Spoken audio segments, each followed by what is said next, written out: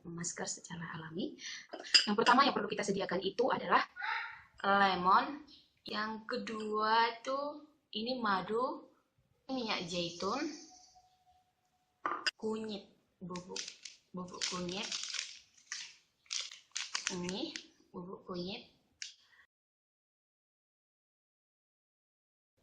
Yang pertama kita peras lemonnya.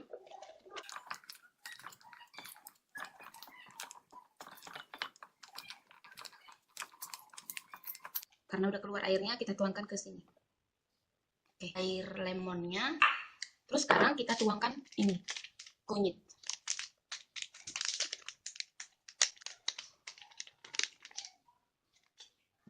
Sekarang kita campur kunyit ke minyak zaitun. Kita campur kunyit ke minyak zaitun, cukup.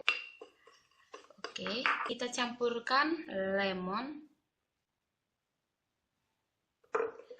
Kita campur madu.